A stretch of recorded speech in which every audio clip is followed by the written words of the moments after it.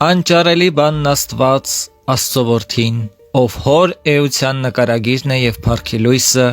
եւ ծագումը նախքան արուսյակն է, հաճեց փրկել գերության մեջ գտնվող մարդկային ցեղը մահվան ձեռքերից եւ իր կաթողիկե Սուրբ եկեղեցին իրեն հարց դարձնել։ Եվ հարցնախոսներ առաքեց իր երջանիկ ու սուրբ մարգարեներին, ովքեր կանխասացին Աստծո որդու երկնքից երկիր իջնելու տեղն ու ժամանակը։ Նրանք նախապես պես խոսքեր ասացին եւ օրինակներ թողեցին, որոնք ժամանակների վախճանին իր չարչարանքներով, խաչի մահվամբ, երեքօրյա հարությամբ եւ 40 օր իր երջանիկ ու սուրբ առաքյալներին երևալով կատարեց Տերը։ Այնինչ առակներով եւ օրինակներով դրվատվեց մարգարեների կողմից, կատարվեց Աստծո խոսքի մարդեղացմամբ։ Իսկ այսօր Տերն իր ընտրած 11 առաքյալներով եւ բազում աշակերտներով գալիս է Ձիթենյաց Սուրբ Լեռը, որը Երուսաղեմի դիմացն է, արևելյան կողմում։ Մեր Տեր Հիսուս Քրիստոս, Աստծո որդին, եկավ աշխարհ, որպեսզի սովորեցնի իր վարդապետությունը մարդկանց։ Նախ նա նստեց, բնակվեց ամենօրյալ Սուրբ Կույսի արգանդում եւ այնտեղ մեզ կուսության դաս տվեց։ Եվ ինչպես ծաղիկը ծառից է լինում, այդպես էլ Սուրբ Կույսը Հիսուս Քրիստոս ծնվեց կույս մորից, ապա նստեց մսուրի աթոռին եւ մեզ աղքատության դաս տվեց, քանի որ ինչպես աղքատ մանուկ պատվեց խանձարուրով։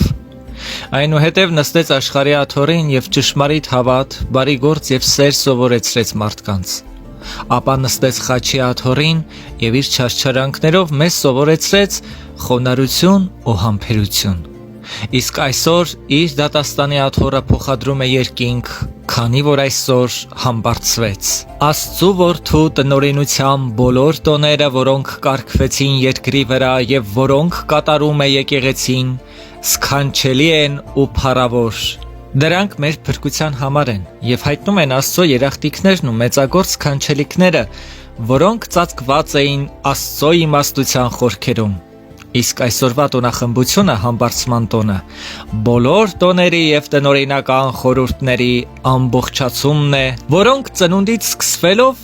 կարգով գալիս են դեպի խաչելություն, մահ եւ հարություն։ Եվ ամբովանդակելի Տերը իր գերազանց մարդասիրությունից ելնելով այս ամենը կատարեց ժամանակի մեջ, սկզբով ու ավարտով, որը վայելում էր միայն եղականներից, որովհետև սկիզբ եւ վախճան ունենալը հատուկ է միայն եղական բնությանը։ Այս տոնը մարգարեների ավետիսով ու առաքյալների տեսությամբ մեզ հայտնում է կատարյալ փրկության մասին։ Քանի որ երկնավոր հովիվը եկավ փնտրելու մոլորյալ ոչխարին, Ադամին, իր ստեղծածին ու պատկերին,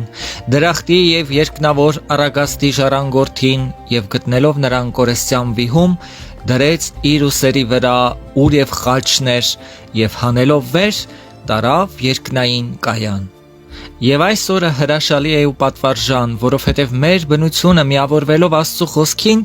անզուգական փառքով ելնում է ավելի վեր, քան բոլոր իշխանություններն ու պետությունները, եւ մեզ էլ նույնն է խոստանում ըստ այս խոսքի, թե ուր ես եմ, այնտեղ կլինի եւ իմ ծառան։ Եվ դարձյալ, եթե գնամ եւ ձեզ համար էլ տեղ պատրաստեմ, դարձյալ կգամ եւ ձեզ կվերցնեմ ինձ մոտ։ Նաեւ առաքյալն է ասում.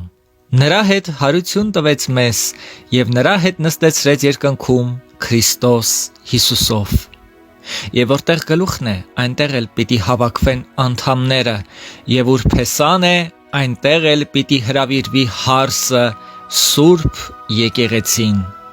Դարձյալ մեզ համար մեծ ուրախություն է այսօր, քանի որ ցորենի հատիկը մեր Տեր Հիսուս Քրիստոս ընկնելով երկիր մահացավ եւ այնտեղից ելավ բազում արցունքներով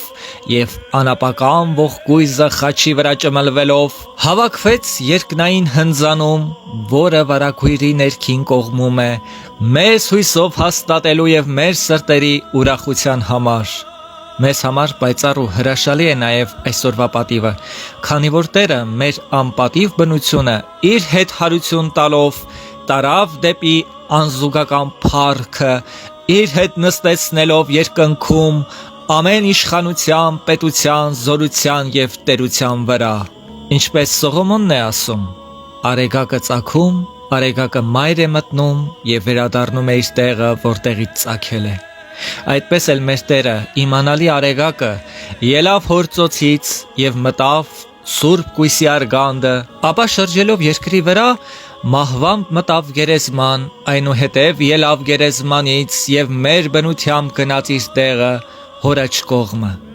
Այս տոնը սքանչելի է բազում պատճառներով։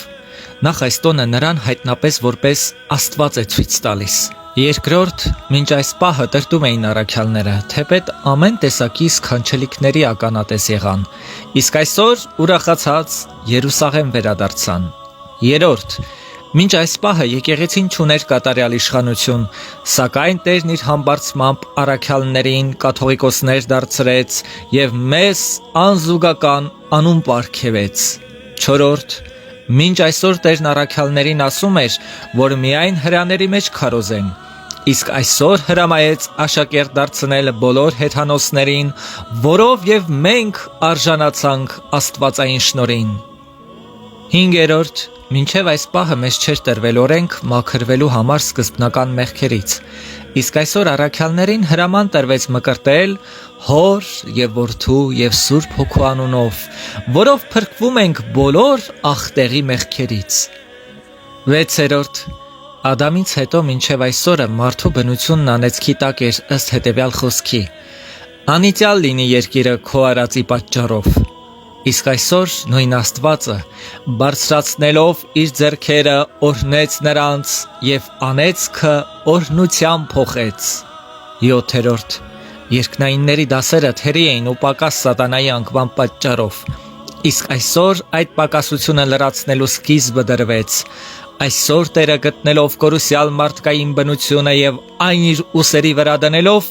երկինք բարձրացրեց ու դասակից դարձրեց հրեշտակներին։ 8-րդ, թեպետև Տերը բազում գործեր կատարեց,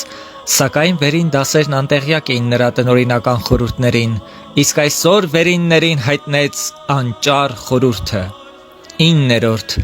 մինչև այսօր միայն հրեշտակներն էին երկրպագում ու փառաբանում Տիրոջը ըստ հետևյալ խոսքի, թե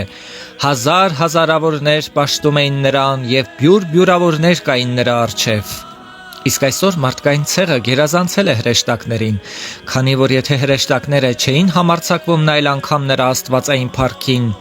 ապա մարդիկ հրաման ստացան մոտենալ եւ ճաշակել նրա ամենասուրբ մարմինն ու արյունը։ Եթե եկեղեցու մյուս տոները հալածում են սատանային, ապա համբարձման տոնն ամբողջովին գլխիկոր է անում նրան։ Քանի որ հղության ժամանակ սատանան հրեաներին կարծել տվեց, թե Սուրբ Կույսն անարակությամբ է հղացել, ծննդյան ժամանակ թե Հովսեփից է մանուկը եւ ոչ կուսածին, ծնունդից հետո վրդովեցրեց Հերովդեսին եւ կոտորել տվեց մանուկներին, մկրտության ժամանակ հրեաներին կարծել տվեց, թե Տերը կարոտ է մաքրության, խաչելության ժամանակ ավազակների հետ դասեց, թաղելիս վեմը կնքեց, իսկ հարության ժամանակ հայտարարեց, թե գողացել են մարմինը։ Նմանապես առաքյալների ու սրբերի մասին էր զանազան չարախոսություններ տարածում, իսկ համբարձման վերաբերյալ